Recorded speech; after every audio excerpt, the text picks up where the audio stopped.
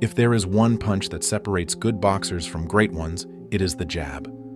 Not the hook, not the uppercut, not the right hand. The jab. The punch that beginners ignore, that casual fans overlook, and that every elite fighter in the history of the sport has spent years perfecting. It is the most important weapon in boxing, and most people have no idea how deep it actually goes. Today we are breaking down exactly what makes a great jab, how the best fighters in history have used it, and what you can take from each of them to build your own.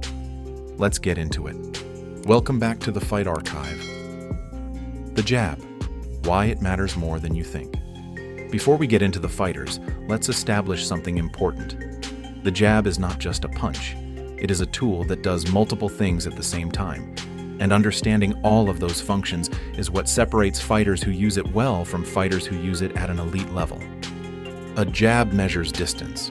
It tells you exactly where you are relative to your opponent and whether you are in range to throw your bigger shots. A jab controls tempo. It dictates the pace of the fight, keeps your opponent uncomfortable, and prevents them from settling into their own rhythm. A jab sets up everything else. The right hand, the hook, the uppercut. None of them land as cleanly without a jab that has been softening up the guard and drawing reactions. And a jab is information. Every time it lands, you are learning something about how your opponent moves, how they react, and what they leave open. The fighters we are about to break down understood all of this, and each of them used the jab in a slightly different way, which is exactly what makes studying them so valuable. Larry Holmes, the greatest jab of all time. If you ask most boxing historians which fighter had the single best jab in the history of the sport, the answer is almost always the same: Larry Holmes. And it is easy to understand why. Holmes did not just have a good jab. He had a jab that was fast, hard, and relentlessly consistent, all at the same time. Most fighters can manage one or two of those qualities. Holmes had all three, and he threw it constantly from the first bell to the last. What made it truly special was the way he used it to control entire fights. Not moments of fights, entire fights. Round after round, opponents found themselves being pushed back, unable to find their range, unable to get comfortable, unable to build any kind of offensive rhythm. Because every time they tried to do something, the jab was already there, in their face, on their guard, disrupting everything before it could start. Holmes proved something with that jab that every serious boxer needs to understand. You do not need the biggest right hand in the world if your jab is good enough. You can win at the highest level of the sport, against elite opposition, in championship fights, with a jab as your primary weapon. If it is fast enough, hard enough, and consistent enough, it becomes almost impossible to overcome. Roll's tight. If I tighten up, it won't be as quick. So I keep it loose, and I hit you from loose, and when I come out, I turn here, and I catch you with the knuckle part. That's the part that hurt. And after you make them drunk, then you mug them real tight. Wow! That is the standard. That is what a truly elite jab looks like. And everything that follows is built on that foundation. Gennady Golovkin, the jab that hurts. Most people think of the jab as a setup punch, a punch that creates opportunities but does not do damage on its own. Gennady Golovkin spent his entire career proving that idea wrong. GGG had one of the hardest jabs in the history of middleweight boxing. Not hard for a jab, hard by any standard. Opponents felt it differently to how they felt other fighters' jabs. It had weight behind it, genuine power, and it landed with a consistency that made it accumulate damage across rounds in a way that changed how opponents fought. That was a jab, ladies and gentlemen. By the middle rounds of a GGG fight, opponents who had been jabbed repeatedly were noticeably more cautious, more hesitant, less willing to engage at close range. The jab had done that. It had broken down their confidence and their comfort, round by round, until the openings for the bigger shots started to appear. Goes up, but the referee doesn't see it. And that's it. The fight is all over. They've stopped the fight. His timing was also exceptional. He did not just throw the jab often, he threw it at exactly the right moments, finding gaps that most fighters would not even see. the shock on some of the opposition's faces when that jab alone lands.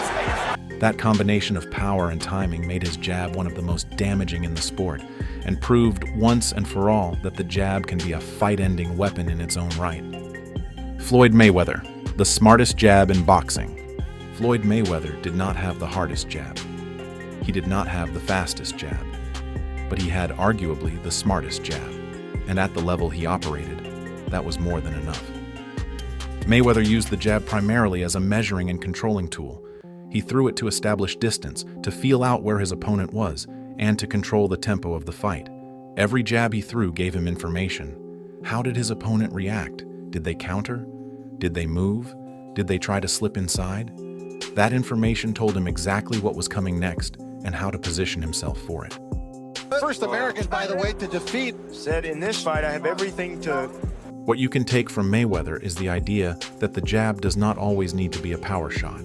Sometimes its most important function is mental, keeping your opponent thinking about it, reacting to it, focused on it, so that everything else you throw catches them slightly off guard.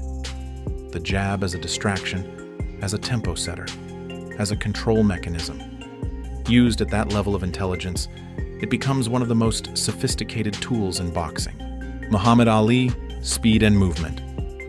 Muhammad Ali's jab was unlike anyone else's, because Ali himself was unlike anyone else. His jab was defined by two things above all: speed and movement. He threw what became known as a snapping jab, a punch delivered with such speed from such an unusual range that opponents consistently struggled to time it or avoid it. He threw it while moving, while circling, while dancing in and out of range, which made it even harder to read. By the time opponents processed that the jab was coming, it had already landed, and Ali was already somewhere else. What Ali demonstrated was that the jab does not have to be stationary to be effective. In fact, a jab thrown while moving, while entering range and immediately exiting, is one of the most difficult punches in boxing to deal with. It requires exceptional coordination and timing to execute well. But when it works, it is almost impossible to counter. Got away from the first round. Here's Floyd with a counter away, weaving clockwise, a hard left to the right. Ali made it look effortless. It was anything but. Sonny Liston, pure power. If GGG had one of the hardest jabs in middleweight history, Sonny Liston had one of the hardest jabs in the history of the heavyweight division. And in the heavyweight division, that is a genuinely frightening thing to say. Liston's jab was not about finesse or subtlety. It was about force. He threw it with the intention of doing real damage, and it did. Opponents described being hit by it as feeling like they had been hit by a right hand from another fighter. Sonny Liston had this dynamic jab, the left jab. He'd get you going and you could not stop him. And then if you try to overcrowd him, he'd hit you with this right hand. And it was really strong and powerful man. Probably the strongest heavyweight I'd ever dealt with. It disrupted their balance, hurt their arms when they tried to block it, and created a psychological pressure that affected how they fought from the moment it first landed. What Liston demonstrated is the value of establishing physical dominance early with the jab. When your opponent knows that your jab hurts, everything changes. They become more defensive, more hesitant, more reluctant to engage. And that hesitation is exactly the space you need to work in. Thomas Hearns, reach and precision. Thomas Hearns had one of the longest reaches in boxing history, and he used every inch of it with his jab. His jab was a sniper's weapon. Thrown from a distance where most fighters felt completely safe, it arrived faster than opponents expected, and with more power than they were prepared for. Leonard's having trouble getting by that left hand of Tommy Hearns. Punching very slow. Hearns used his jab almost exclusively to set up his right hand, one of the most devastating knockout punches the sport has ever seen. He's just hanging a big right hand. That's it, Tim. The jab drew reactions, opened guards, and created the precise moment that his right hand needed to land clean. Fighter after fighter fell to that combination, and the jab was the foundation of every single one of those finishes. What you can learn from Hearns is the value of using your natural physical attributes to maximize your jab. If you have long arms, use the distance. If you are quick, use the timing.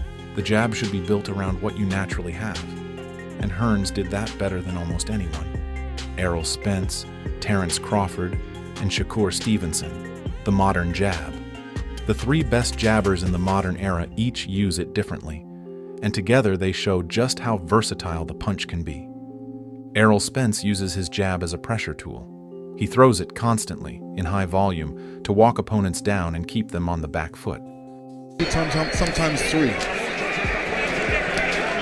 There's 4 in a row, like you said. Yeah, you're right. All right, to hiding entry. It is not always the most technical jab, but the consistency and the pressure it creates is relentless, and it sets up everything else he does at close range. Terrence Crawford uses his jab as an adaptable weapon that changes with his stance. When he switches from orthodox to southpaw, the angle of his jab changes completely. And opponents who have spent rounds adjusting to one version suddenly have to deal with a jab coming from an entirely different direction. It is the jab as a chess piece, constantly repositioned to create new problems. Shakur Stevenson uses his jab the way a surgeon uses a scalpel, precise, controlled, and always purposeful. He throws it to control distance, to neutralize his opponent's offense, and to set up his counters.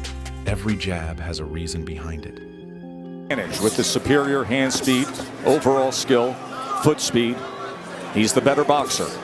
Nothing is wasted, and the result is a fighter who controls the space between himself and his opponent with a level of mastery that makes him one of the most difficult fighters in the sport to hit. That high guard as he inches forward. Now he does come behind the jab. Holmes used it to control. Golovkin used it to damage. Mayweather used it to think. Ali used it to confuse. Liston used it to dominate. Hearns used it to set up the finish. Spence uses it to pressure. Crawford uses it to adapt. And Stevenson uses it to control every inch of the fight. The lesson in all of that is simple. The jab is not one punch. It is many punches depending on who is throwing it and what they need it to do. Your job is to figure out which version of the jab fits your style, your attributes, and your game plan. And then to build it until it becomes the foundation of everything you do. Because in boxing, everything starts with the jab. It always has, and it always will. If you learned something from this video, drop a comment below, hit the like button, and subscribe. And like always, stay dangerous.